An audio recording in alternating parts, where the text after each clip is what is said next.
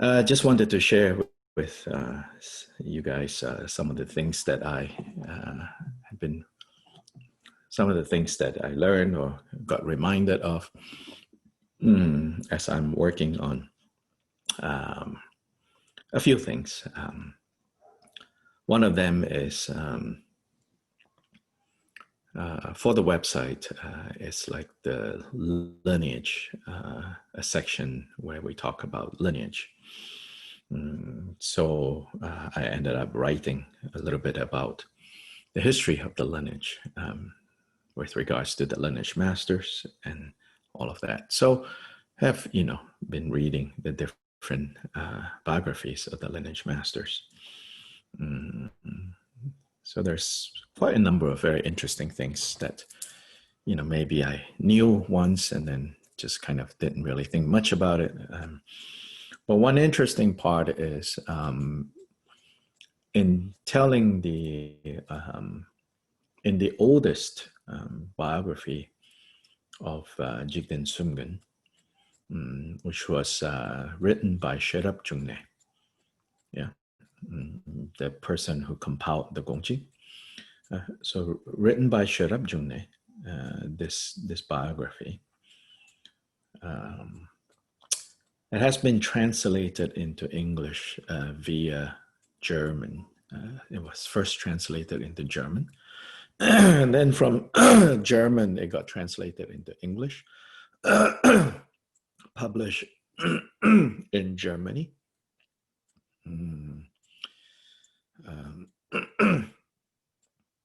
So not so easy to purchase, but it exists. If you could read German, I think it would read better. The English translation is a good start, like especially for those of us who cannot directly read in Tibetan. But probably, I think if it's directly translated from Tibetan to English, the nuances will come out more clearly. But nonetheless, there is a translation. And as Sobish points out too, in this book, in the introduction, he says that this biography of Kyopa Jigten Sumgun is a little unusual in that it does not shy away from highlighting Kyopa Rinpoche's challenges, what he had to overcome. For example, his sense of pride was very strong, and how, that got him into trouble again and again. How he ignored even, Pamudrupa's advice. And even after, Pamudrupa passed away, he continued to face challenges, some of which is like, ripening of past karma. Some was, you can see that he is continuing to kind of deal with his own kind of character traits that he knew that needs to be purified. So it's not a whitewashed version of the biography. It was very honest, showing all his blemishes. Anyway, I was reading at the beginning section where it talked about, like, in the bigger picture, the significance of Jigten Sumgun. And in these traditional biographies, then, it's often telling us how he's the emanation of this, amazing bodhisattva or that amazing Buddha. And in the past life, he has been this person and this person and that person. What's interesting for me is that in that section, Sherab Jungne actually directly addresses the issue of how can he be the emanation of this or that Buddha? And then we also say how he practiced so diligently under Pamudrupa. And then we also, so it addresses those issues. it shows that, it's not just us asking. I remember having a conversation recently with someone who said, so I simultaneously in Guru Yoga, on the one hand, see the Guru as perfect. Then in another context, I'm worrying about the Guru's health, praying for the Guru's long life. It's kind of hard to put the two together. Yeah, it is. And in fact, even Sherab Jungne, in compiling the biography of his beloved teacher who just passed away, on the one hand, the biography shows, all the challenges that Jidin Sumgun went through at various stages, even at a stage where he is, very advanced. You can still see Sherab Jungne doesn't shy away from showing, oh, he got annoyed, when somebody didn't want to give him this or that teaching. That is still there, so very real human. But at the same time, Sherab Jungne also says, like he is a Vajrapani. So that's the little fact that I thought was interesting. I never really thought of that there is a tradition that identifies Kyoba Rinpoche with Vajrapani. Vajrapani, the Buddha of power, the Lord of power. So the three lords of the three families. Before the system of the five Buddha families, there's first the system of three Buddha families, which is the Tathagata family, Buddha family, the Vajra family, and the Lotus family. So Vajrapani is called the Lord of the Vajra family. And Vajrapani is also said to be the custodian or the holder of the Vajrayana teachings. That many of the tantras was taught to Vajrapani. So then Vajrapani then taught to the next, and to the next. And so there's a tradition of identifying Kyoba Rinpoche with Vajrapani, which also I find very intriguing and kind of interesting. I don't understand exactly where that comes from.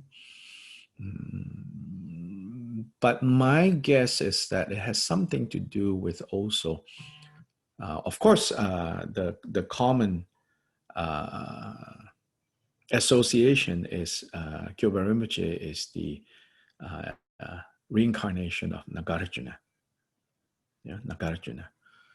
So that's often repeated, that he's the, and recently in a conversation with Khenchen Rinpoche said that he feels that in the way that, people universally recognize that Nagarjuna really clarified and greatly kind of elaborated on the Buddha's teachings on how dependent origination and emptiness are two sides of the same coin. And so Nagarjuna greatly kind of elucidated the teaching on dependent origination. Likewise, Kyoba Rinpoche is also referred to as second Nagarjuna, and that he is the master of dependent origination. As in, he has mastered, he has fully understood the implications of dependent origination, Kyoba Rinpoche. And in his biography, in fact, the way Sherab Jungne talks about Kyoba Rinpoche's levels of awakening in his process through achieving final fruit of Mahamudra. Interestingly, it's framed within the context of what did he understand about dependent origination. So in the early period when he was first with Pamadrupa, he understood this about dependent origination. And yet, not enough. Then, after more instructions from Pamadrupa and training and practicing, then he arrived at this understanding of dependent origination. Then after the death of Pamadrupa, when he was mostly in retreat for 7 years with some periods where he left and then came back, then he had this, great breakthrough about dependent origination. And then finally, in the second retreat, which is about 4 years long, he totally cut through all his confusions regarding dependent origination. So that's very telling. If you look at the stories of other great lamas, other great teachers, and how they achieve enlightenment or how they purified all their confusions, they don't necessarily frame it in terms of understanding dependent origination.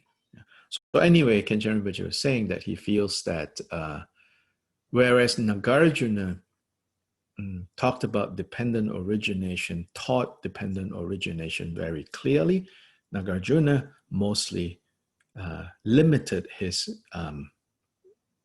focus on Sutrayana level, whereas Kyopa Rinpoche did it from a combination of both Sutrayana and Vajrayana. So also kind of also bringing in dependent origination to illuminate Vajrayana topics and Vajrayana methods. So that is true. Just the little that we have done with the translation of his teachings, you'll see that time and again, even in the Mahamudra topic, the reference to dependent origination comes up. So dependent origination is a major theme in the way that Kyopa Rinpoche taught.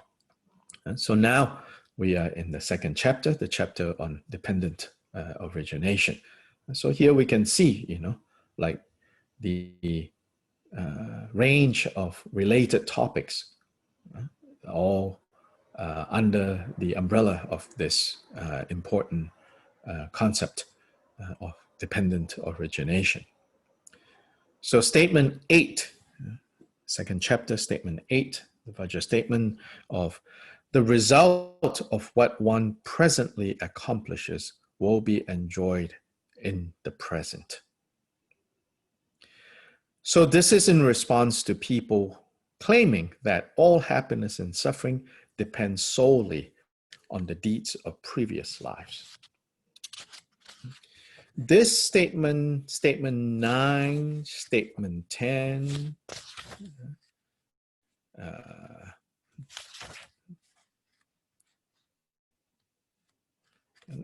11, 12,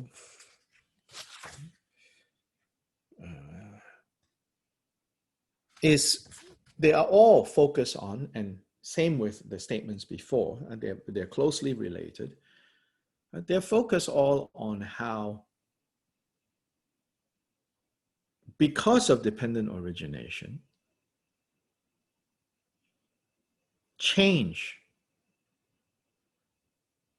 is possible now. Particularly, of course, change is possible now as in something positive that you're experiencing now. Don't take for granted. It can, the next moment a negative karma could ripen. Yeah. So of course, change is possible also includes that.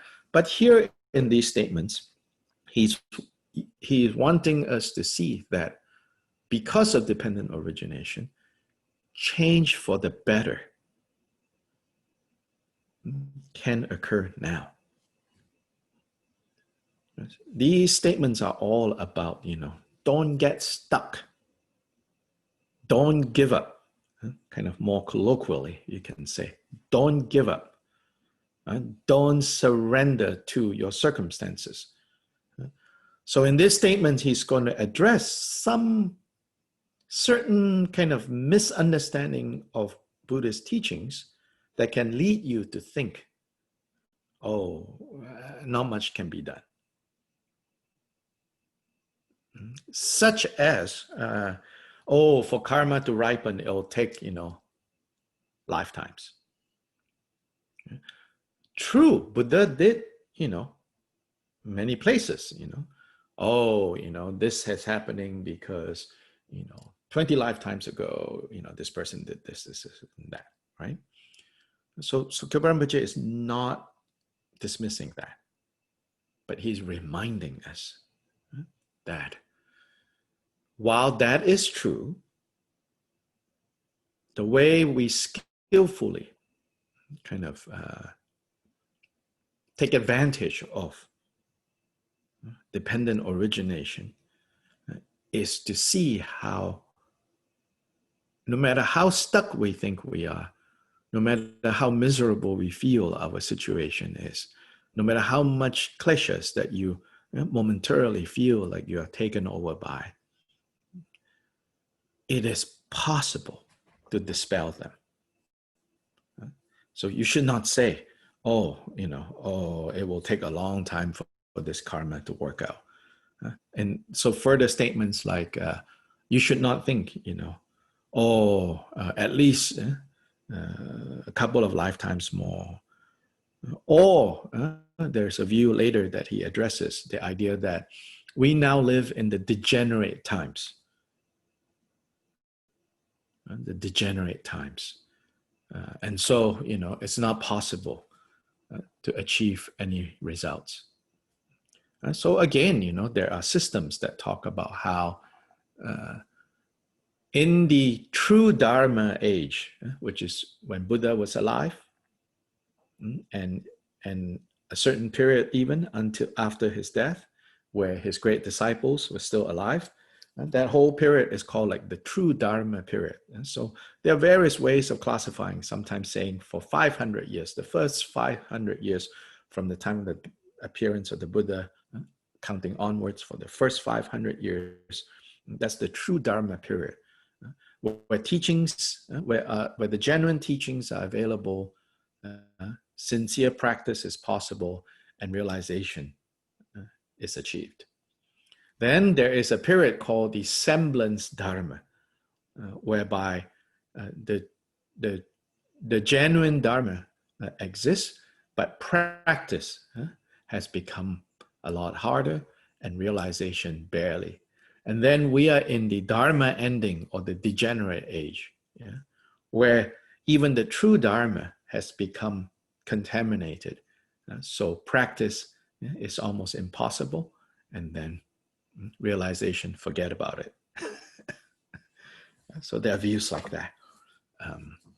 And Kyoba Rinpoche basically saying, those are not the final understanding. Because if you have a clear understanding of dependent origination, then time is no obstacle. Circumstance is no obstacle. So last statement we already saw how he applies this to the issue of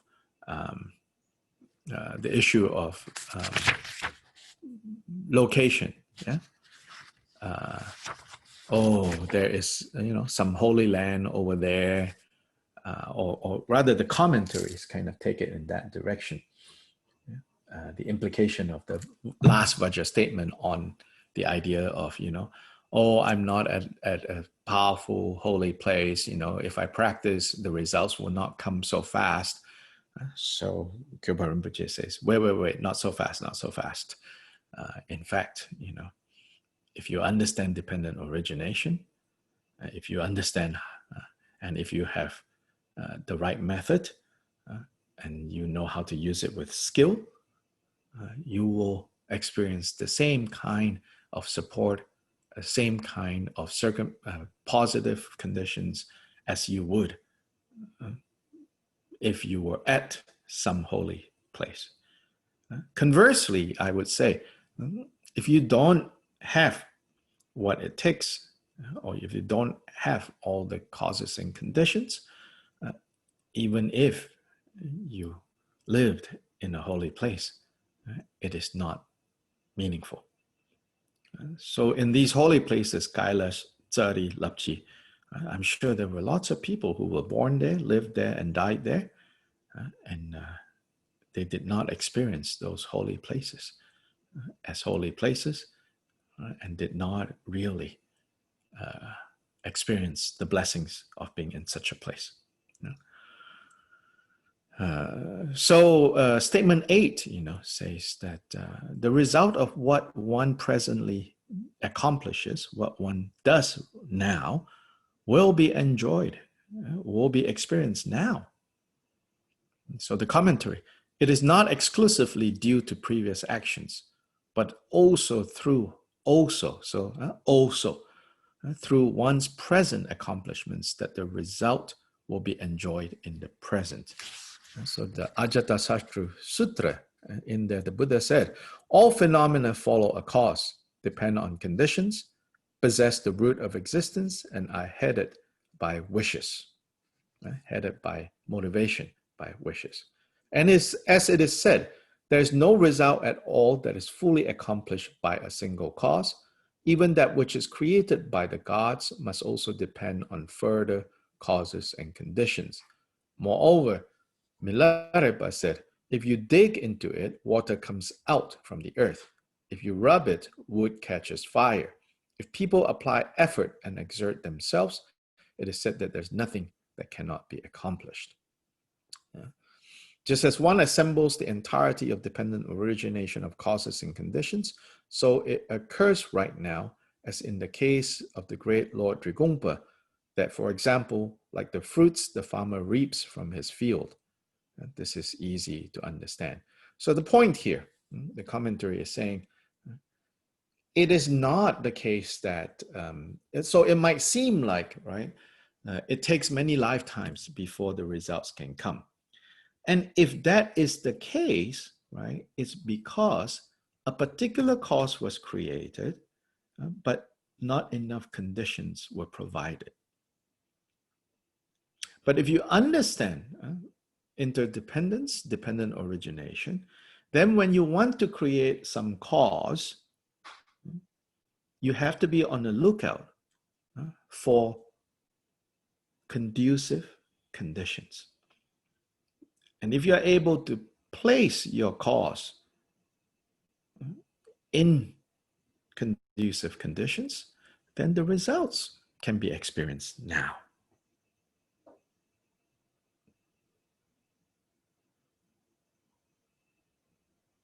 Yeah? Then the results can be experienced now. And it doesn't have to take a few lifetimes. So you see how it's not saying it's one or the other. It's zooming into, right, the notion that gives rise to a defeatist attitude. Oh, what I do now, the results are not going to ripen until much later in future lifetimes. Or what I'm experiencing now, it's all from past lifetimes. So Kyopa Rinpoche is saying, well, it depends on, after you have created a particular cause, you have initiated a course of action, are you also bringing the conditions that are necessary to meet this cause?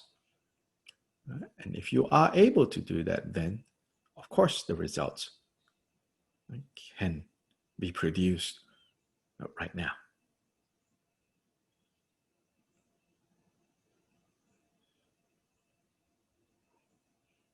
Statement 9 is a particular example applying the general principle of statement 8 in the context of increasing and decreasing lifespan. So here it says the increase and decrease of the lifespan is possible even now. Now here, the background to this is, it's not talking about just the notion of increasing your lifespan. It is that topic, but it is lodged within the idea that, again, in like some places, the Buddha talked about how, generally speaking, the evolution of life and the devolution of life, in any given world goes through these cycles of increasing and decreasing. Yeah, so if you happen to be born in a point where lifespan is increasing, then you will have a long life. If you're born at a point where lifespan is decreasing, then you will have a short life. So some of these accounts even talk about how in the past or in the future, there was a time or there will be a time where people only live till they are 10. And then there will also be a time, there was a time, because these are cycles, when people live until they are 10,000. So it's based on that idea, right? That there is an objective reality whereby people's lifespan are 10 years or 10,000 years. And so in this sense is then the idea that you're subject to the environment that you are born in. So this is almost like, now it occurred to me that this is also like, you could say, getting stuck by giving too much power to conditions.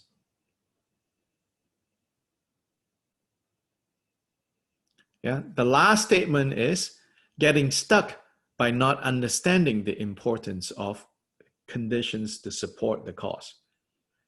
This statement seems to be also about giving too much power to the notion of friendly supporting conditions and not enough trust in how you can create the right causes that can also change the conditions. So the conditions might be that you are born in a time where people generally only live till 50. But even that, you should not think, there's nothing that can be done so that I will live until I'm 75. Now, of course, if you want to be argumentative, then you will say, well, yeah, 75, I get it, but surely you cannot make it 10,000 when everybody is just living mostly till 50. I mean, that's more like, being argumentative, right? And of course, in the debate tradition, that would be a fair argument to present. And this is why, Kyoba Rinpoche and the early Kagyu masters are like, I don't have time for that. Like, yes, now you want to talk in the abstract, sure. So what the early Kagyu tradition is focused on is, let's take, this idea, this teaching, and skillfully apply it to our situation within reason. And so here, of course, even like just comment within reason, I put that, statement in there. But I think even this notion of within reason, I suspect maybe Kyoba Rinpoche will even say, well, don't be so limiting in your reason, in your definition of within reason. It's like, it's possible. And so then to me, it's that you can frame it in terms of like the two English words of the difference between possible and probable, right? What's the probability? Everything is possible, but how probable is where I think we can, yeah? But here, Kyoba Rinpoche is saying, don't get limited by even probable. That even probable can be changed. So statement 9, people claim that the increase and decrease of the lifespan of beings arise by themselves, and the methods of practice have no impact on that. So yeah, so this is about, the ideas that we are now living in an age where people live this long. So don't bother trying to change that. So here, Kyoba Rinpoche is saying, well, first of all, it is not like there is some God or without rhyme or reason that this period is a time where people generally live till 100 or generally live till 15. Even this condition that we find ourselves in is the result of the collective karma of all the beings that are born into this place at this time. So first, don't forget that. And once we accept that, then as much as there is collective karma, there is also individual karmas, and great individuals with great capacity and determination can turn themselves into the exception rather than the general pattern. Yeah, that's essence, I think, of what statement 9 is talking about.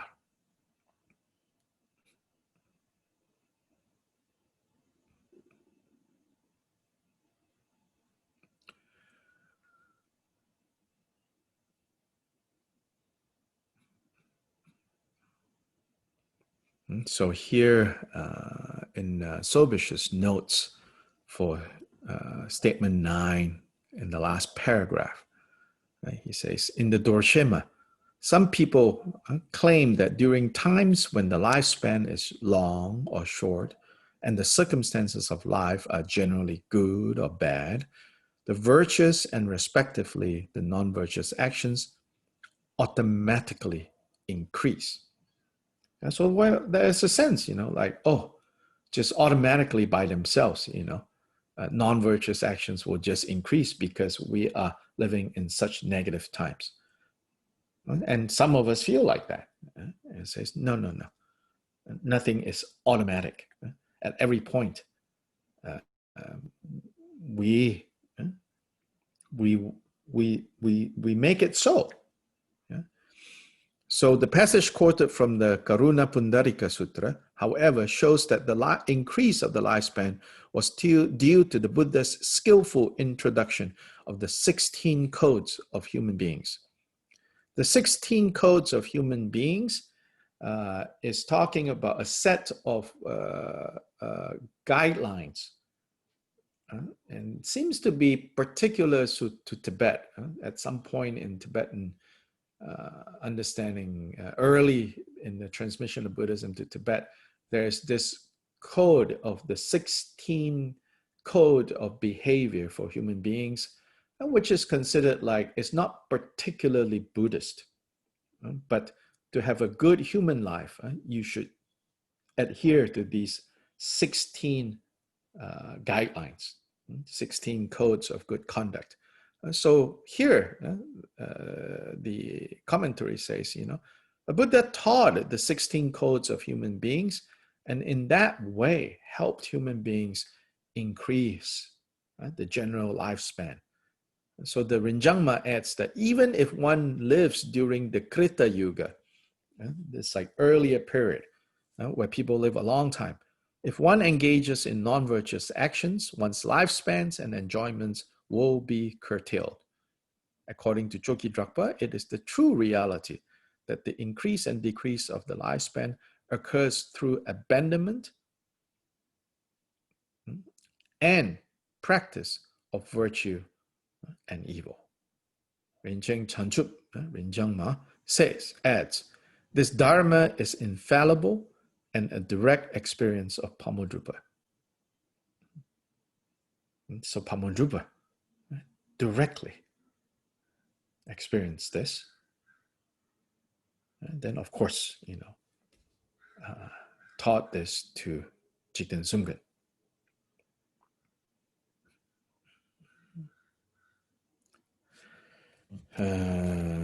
Later, there's a statement that specifically talks about the 16 codes.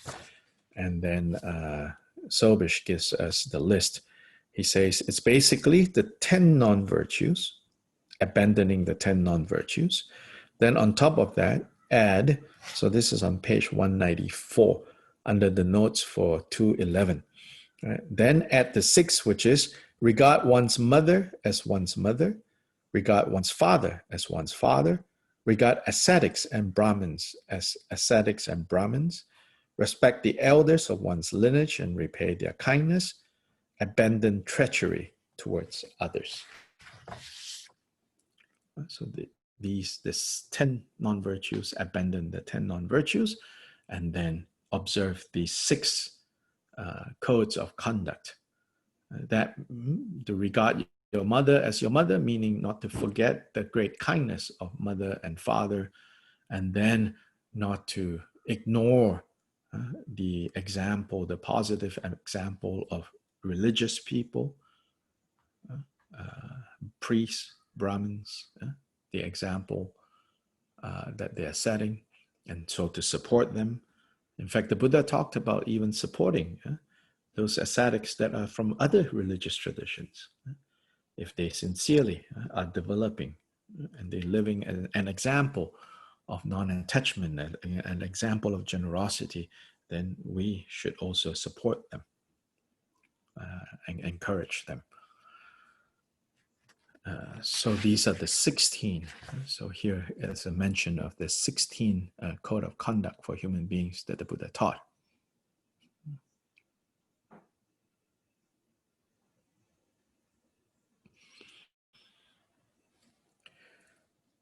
Statement 10, results mainly arise as the phenomena experienced in this very life. So what's the counter view? People claim that except for what is experienced during the present life as the result of acts in previous life, and what is experienced many lifetimes from now as a result of previous and present acts, results of present acts, do not arise as phenomena experienced in the present life. So this is a variation of what is already mentioned earlier.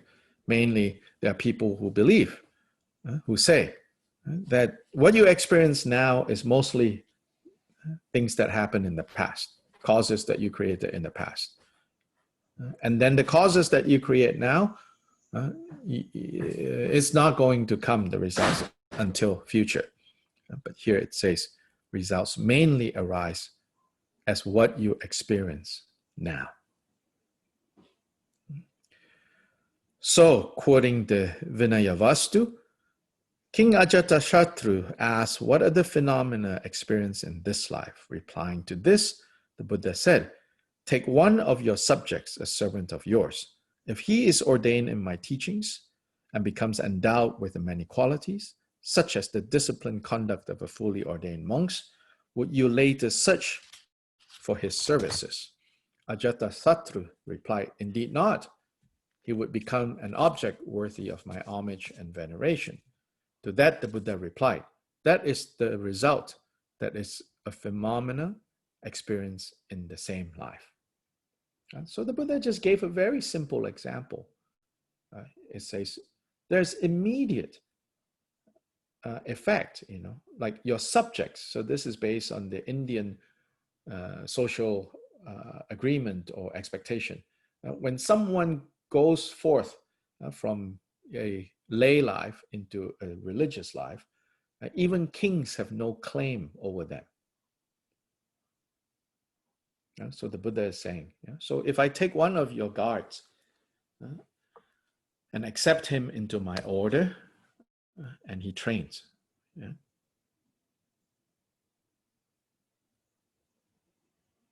will you still treat him as your subject? King said, oh no, Buddha said, well, so that is one of the immediate effects of his choice, his action of becoming a spiritual person or committing himself to a spiritual life. But Bodhicharyavatara says, if he cultivates the resolve for awakening, instantaneously, even a wretched one, bound in the prison of samsara, is now called son of the Sugatas, child of the Buddhas, and becomes the object of veneration by gods and men of this world.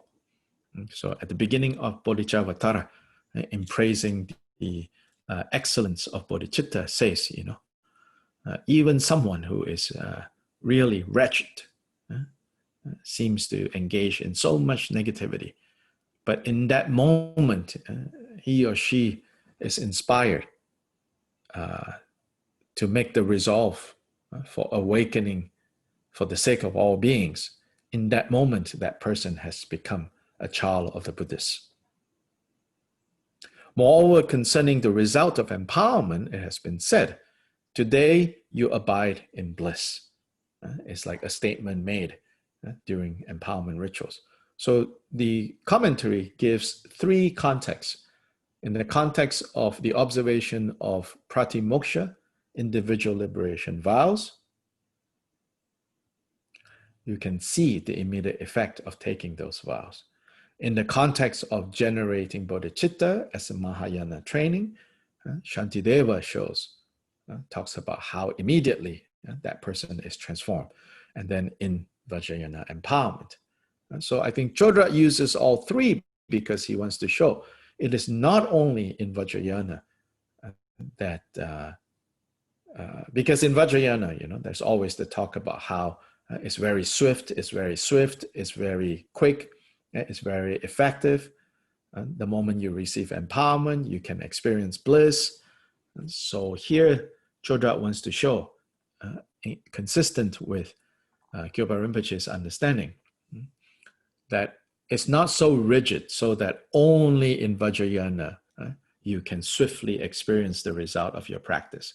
Even in Mahayana, you are able to experience that swiftly. And even in so-called Hinayana, the individual liberation vows, you can also see the immediate positive effect of your actions. Thus, it has been variously taught, and concerning the occurrence of phenomena experienced in the present life, Pamodrupa said, even the exchange of ordinary pleasantries among us, such as saying, "You are an excellent arrow shooter," and replying, "Oh, you are even more excellent than I." And if we abuse an opponent and he returns the abuse, these are phenomena experienced in the present life. So this is a good example. So this is really when people get too carried away by all the extensive explanations of karma, until the principle of karma turns into like some sort of magical things. So this last quote is excellent in making the point. It's not so mysterious, You don't have to think, saying something nice to someone, the good karma is not going to come until 2.5 times later. In that moment, you can see the person responding differently. Likewise, if you abuse someone verbally, what can you expect in return? Well, very swift experience of being abused. So, taught like this, it is easy to understand. It's like, oh, true, yeah, taught like this, it is easy to understand.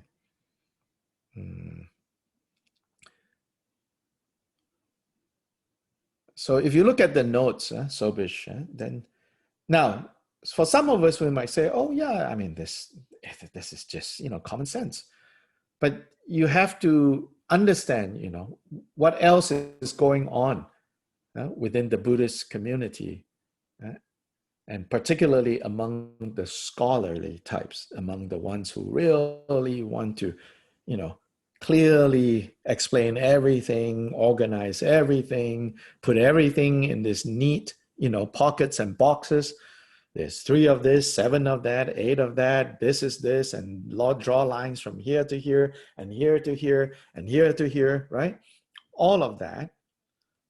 On the one hand, yes, it's good to be generally organized with the way your tradition talks about what is the problem, what is the solution. But when that organization takes on a life of its own, and people adhere to that rigidly, then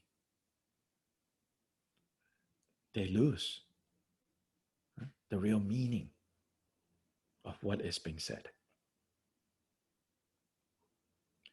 So here in the notes, the Rinjangma and Dorshema state that according to some people, there are 4 kinds of ripening of virtuous and non-virtuous acts. 4 kinds. 6 kinds, 8 kinds. Namely, those that are experienced 1 in this life, 2 after being reborn, 3 in still later lifetimes, and 4 uncertain. Right? That 4th category is always useful. So take a page from this, and learn. Whenever you come up with a category, you should always add 1 more called uncertain, in case people who want to debate you later come along and say, well, that list, is just not very exhaustive. It's like, no, actually, I have 1 category called uncertain, or a category that says, and everything else. The Dorshema provides several examples of results experienced in this life. For example, if one remains chaste, the mind becomes workable, and thereby the body and all the appearances are blessed, and samadhi arises in the mental continuum. So if you remain chaste, meaning you don't, let your desire for pleasure, your desire for other people's bodies take over you, then your mind is not so stuck. It's workable. Then you are not so distracted, and you can achieve samadhi more easily. You can see immediately when you make that decision. As one gets accustomed to that, supernormal perceptions and powers arise. Based on that, the discriminative knowledge that realizes superior insight arises. Discriminative knowledge related to Amitabha in the 5 Buddha family system. The Rinjangma states that the ultimate phenomenon experienced in this very life would be Buddhahood achieved in 1 body and in a single lifetime. The Dorshema makes the same point, emphasizing that this is a special feature of the present period of degeneration. So the Dorshema tells us that actually there's a tradition that says, as much as, yes, generally you can say we are in the period of degeneration, the degenerate age, but as well it is said that during the degenerate age, although in some respects it's hard to practice and to realize, but in another way, Buddhahood is possible in 1 lifetime. So here, if one practices with great effort, one will accomplish the practice based on the 2 stages of cultivation and completion. Having been empowered in the 4 activities and the 8 great accomplishments, within 1 lifetime, one will attain the supreme accomplishment, the state of a Mahavajradhara, just like Jigten Sumgön.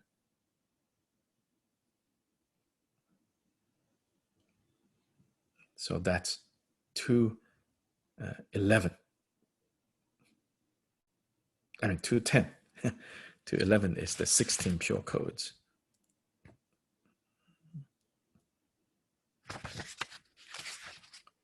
Any questions or comments on the last couple, 2, 3 statements that we've looked at? They're pretty straightforward, but they are really important and helpful to take to heart. All the ways, in which we forget that causes need friendly conditions for results to manifest. But conditions can also be changed by powerful and skillful causes. And so interdependent origination is about causes and conditions, the right balance of causes and conditions. Then, of course, it is said, those who have purified, polished away all the obscurations that block them from seeing the exact relationship between causes and conditions, conditions and conditions, causes and causes, can therefore help sentient beings by suggesting a particular course of action. that to that sentient being might seem without reason. And they say it's because they don't see the relationship, and so they think it's without reason. And so here, in many stories of the past masters, you get many examples of, a teacher saying to a student, quickly do this, or no, don't do this, And at that moment, the student, these stories, either the student did not understand but followed nonetheless, or did not understand and refused to follow, then respectively, it will manifest. And then later the student understands, oh, that was the reason. So many examples like that. Then sometimes some teachers, or maybe more often some teachers, I can say, may not directly know, like in an overt way. If this is done, and this is done, then this will happen.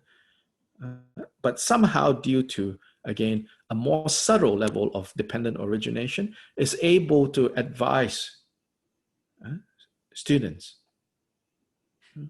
do this, don't do that, without themselves overtly understanding the implications, but then later prove that, oh, wow, that was, a good advice. In this regard, one time His Holiness Gongchik SEP, he said, Jigten Sumgön says, when you don't force it, when you don't force it, when you don't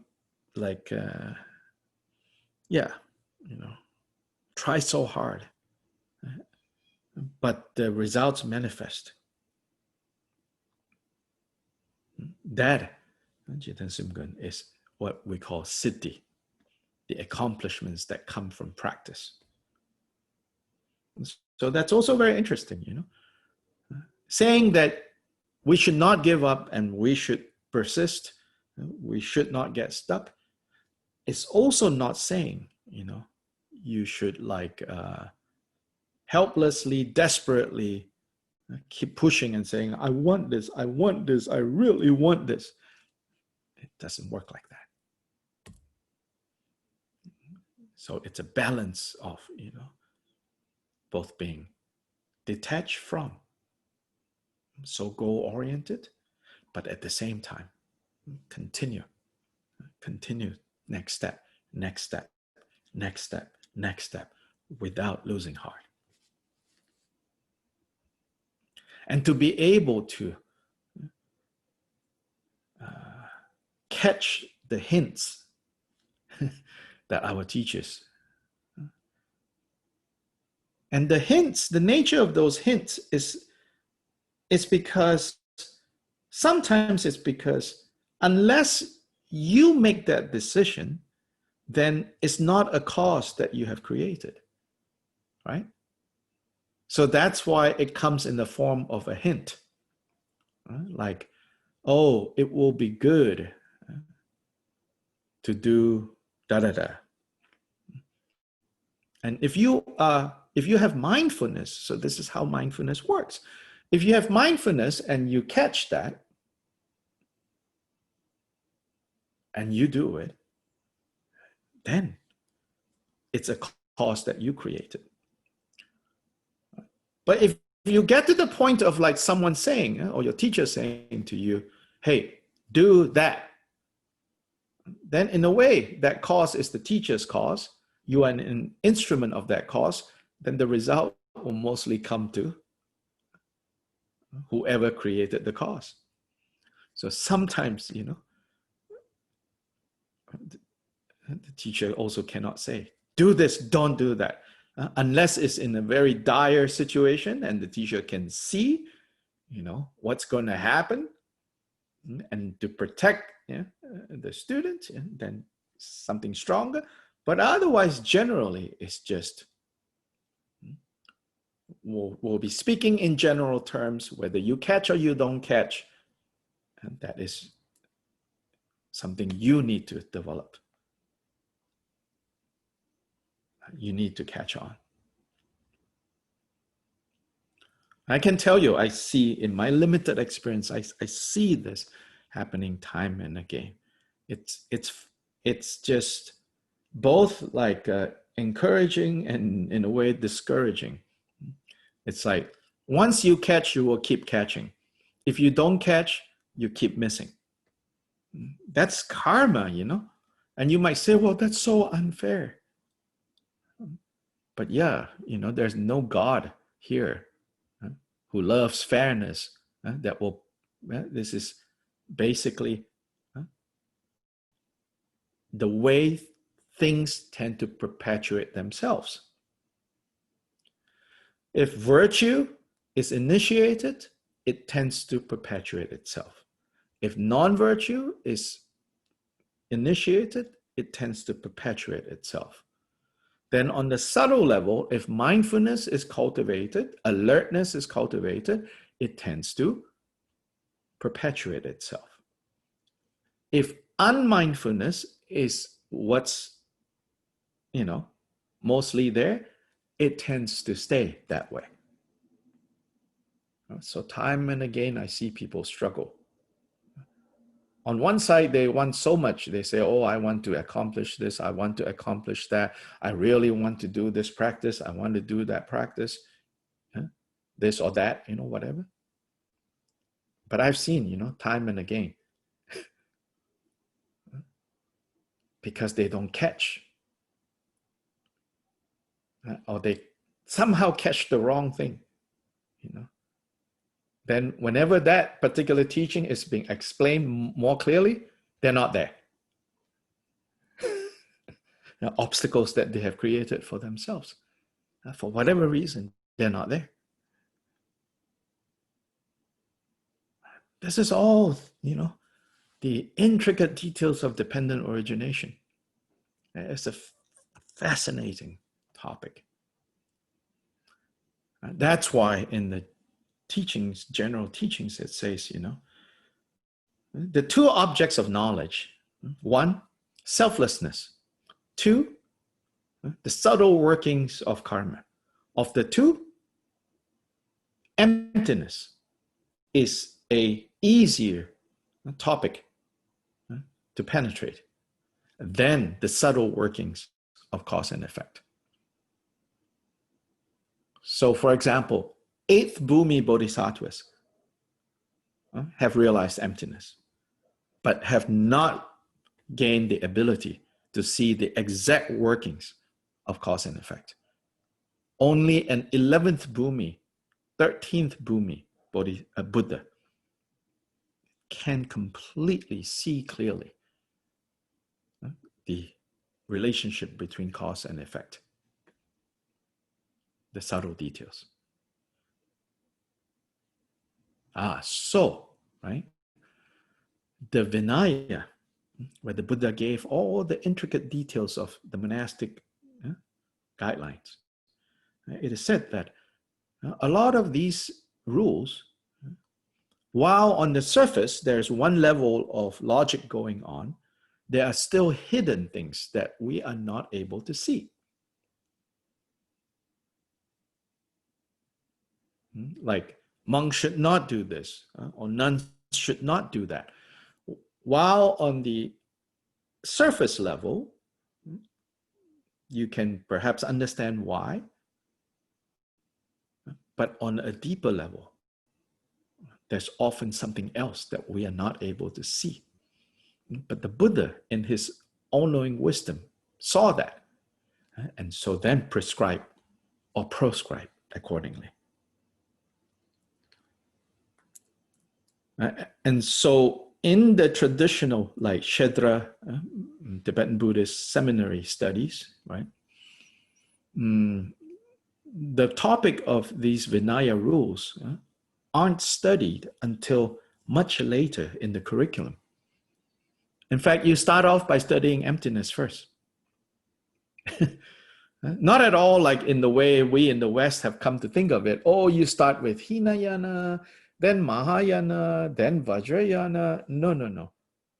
First of all, in many of these seminaries, Vajrayana is never explicitly taught. And if it is, it's just taught for a short period. In fact, emptiness and reasoning and logic is the bulk of what is taught, and Abhidharma.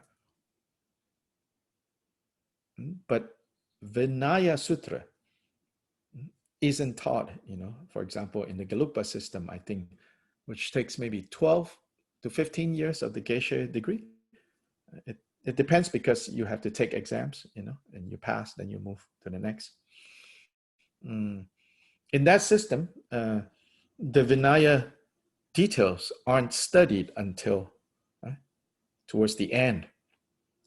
Likewise, like for us, right? You're familiar with Jataka tales? The Jataka stories of the past life of Buddha, right? It's funny how, like here, right? If you type in on Amazon Jataka tales, they're all children's books, right? But in the monastic system, it's like, oh, you don't read those things and talk about those things until year 11 or year 12. Because the more subtle meanings of that, of the Buddha wisdom, is revealed there in those stories. And in fact, not in the Abhidharma, where there's all these lists and classifications. And that's just, laying a grid on top of life. Whereas the Jataka tales reveal all these subtle workings of cause and effect. And they say that is only available to Buddhists. And then, of course, Buddha taught that to us. So when you read these Jataka tales, there is the surface level meaning. But there's a lot more underneath the surface. And when your mind is ripe and ready, when you read that, you will plumb deeper into the meanings. So then no accident, like to remind you, Sobish said at the introduction to this big volume, he said that the Drigong commentaries on Gongchik, especially the two early commentaries, Rinjangma and Dorshema, following a style that Pamodrupa used, when explaining, when giving commentary, instead of quoting,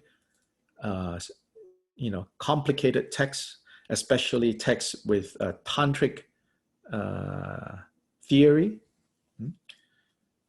almost never do you see Dorshema and Rinjangma quoting Indian tantric commentaries, which is very detailed and very specialized. Instead, to illustrate their points, to make to explain things, these early commentaries will tell stories. And mostly stories from the Jatakas. And to some degree, stories of the Mahasiddhas. And to some degree, a few stories that the Tibetan audience are already familiar with some stories that happen in Tibet. So on page 25 in the introduction, it says, the Drigungpa make, following Pamodrupa, extensive use of a genre they have termed stories illustrating dependent origination. Tenjing Rewa, Jungwa Logyu. Logyu is stories. Tenjing Rewa Jungwa. The way that things arise interdependently. Stories that illustrate, stories of how things arise, appear, occur interdependently. These stories are mostly taken from Mahayana sutras, Jatakas, and tantric oral literature. So not tantric essays written by scholars, but tantric oral stories, oral literature. They illustrate the aspect of dependent origination of a teaching through stories of events in the former lives of the Buddha or his disciples, and of experiences of Indian and sometimes Tibetan siddhas. In the light of the sun, Nimanangwa, one of these commentaries, these stories are only briefly mentioned. I mean, our text, our commentary is the light of the sun, Nimanangwa. In the Dorshema, one of these early ones, they are referred to in the commentary and also narrated in detail in the collection of stories attached to each chapter. So each chapter will have like an appendix detailing all the stories.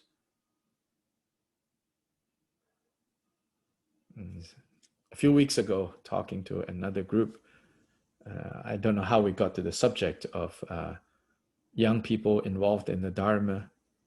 I said, for you young people involved in the Dharma, if you really want to kind of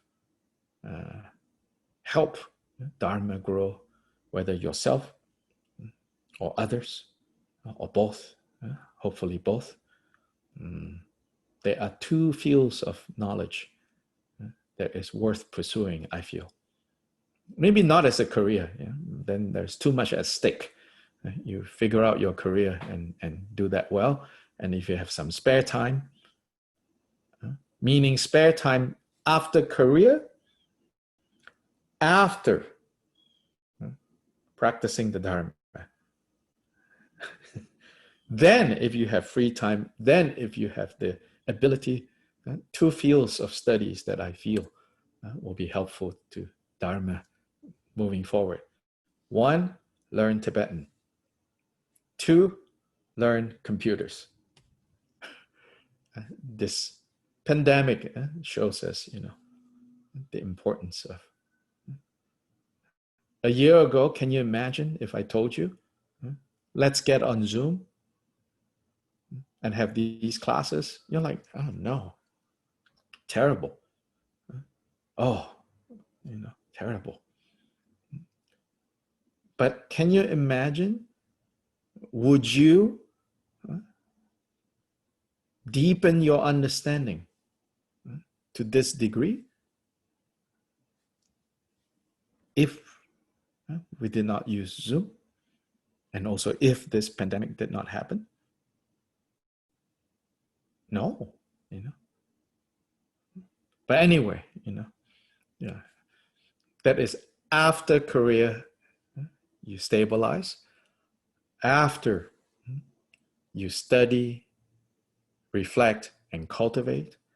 If there is some spare time and you want to help with Dharma further growing and flourishing, two fields, learning Tibetan, or in some cases for some people, and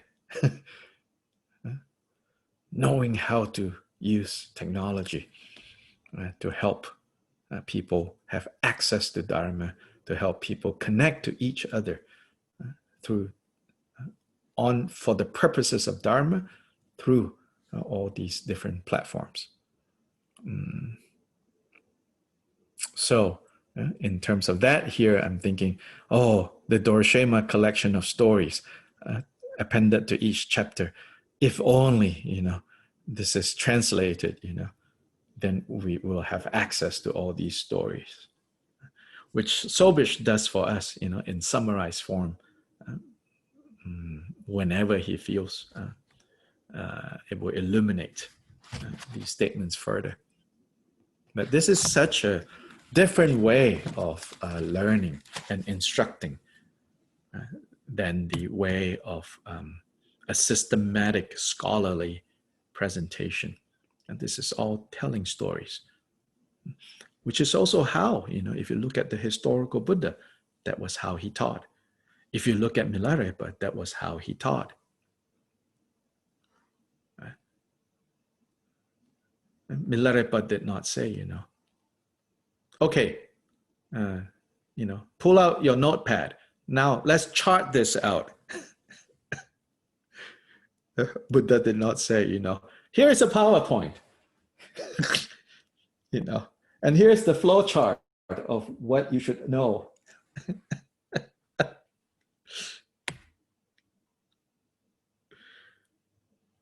Of course, for the purposes of the survival of Buddhism in India, Indian Buddhist masters had to do that. Really, they had to do that. Otherwise, the non-Buddhist systems would overwhelm the Buddhist system. So they had to develop all of that. So there is a place for that kind of study.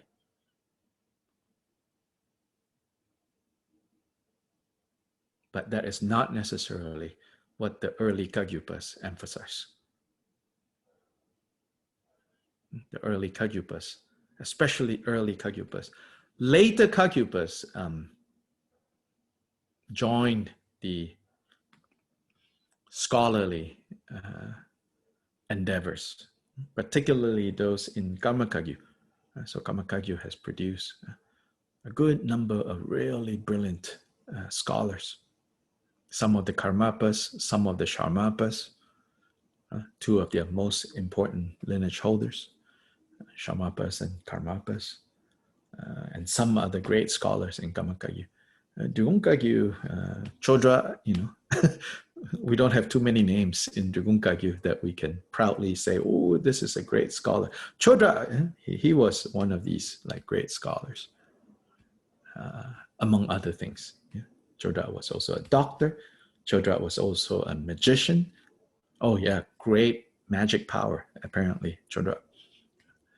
Feared by many people. I've told stories about him. His grinding stone, remember? His mortar stone, greatly feared by many people. So Chodra was very, master of many fields. Yeah. But the early Kagyupa masters did not spend much time. Marpa himself was a scholar, and he wrote extensively his commentary in the scholarly style. Marpa was like that. But that aspect of Marpa's Kagyu, so to say, didn't come to us so much because Milarepa did not learn that from Marpa. In fact, instead, Milarepa mostly learned meditation from Marpa. So what we call Kagyupa is what is channeled through Milarepa. And then from Milarepa, what is channeled through Gampopa. So I would say also not everything of Milarepa is what we have today, because it flowed through Gampopa. And Gampopa had his own kind of choices that he made, right? Style of practice and style of teaching. So most of what we today call Kagyupa is Dakpo Kagyupa,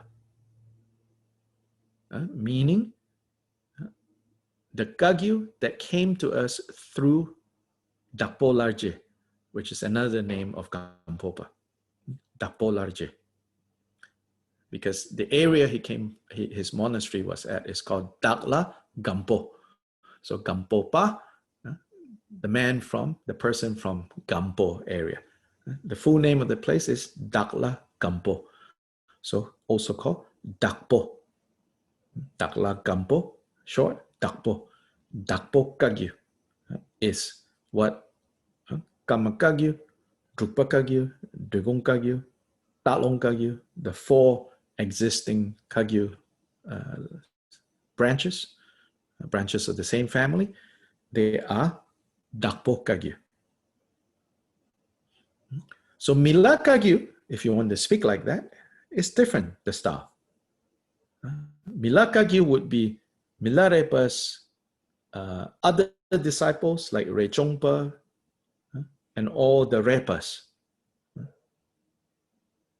Those who wear white cotton, they are not monks, and mostly they don't have wives. Some of them did, but mostly not. They just wander. That would be Mila Kagyu and his Repa disciples.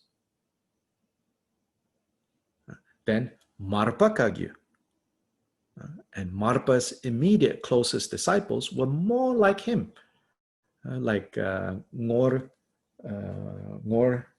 Lamango, his main kind of successor, was like Marpa, a family man, a landowner, a great tantric practitioner.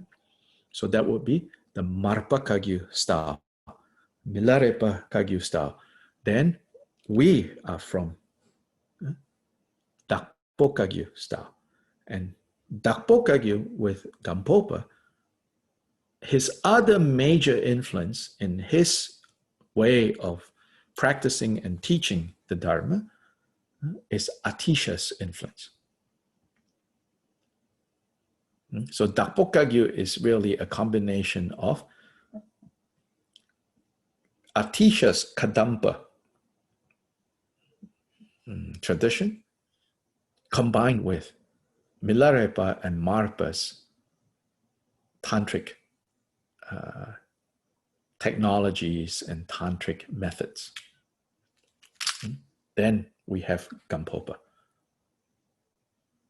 And Gyalpa Rinpoche in particular seem to have really highlighted aspects of Gampopa's legacy that reflects the Kadampa influence, such as center staging bodhicitta,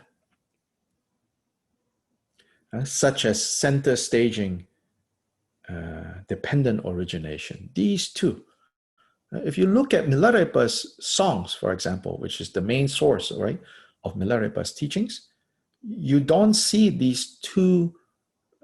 These two teachings turn up, but almost like preliminary, like, oh, you have to generate bodhicitta.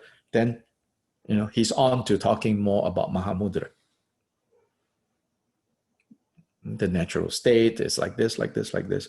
But if you look at Gyalpa Rinpoche's teachings, he really uses bodhicitta and dependent origination as much as he uses fundamental nature and natural state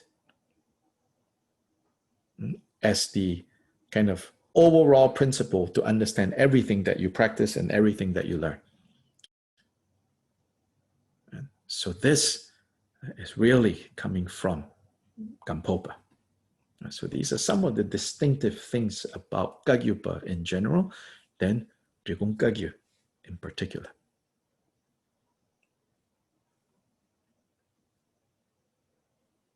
Good?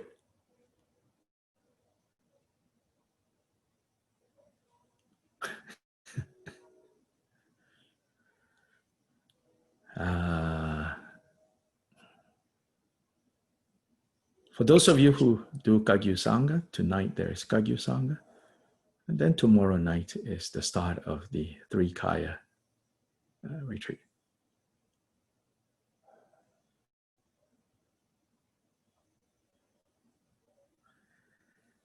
Changju Semcho Rinpoche Magye Banam Ge Gyurche Ke Ba Nyam Pa Me Pa Yam Gone Gong Du Bel War Sho. Thank you. Ta-ta, everybody. Have a good day. Thank you. Thank you, Owen. Thank you.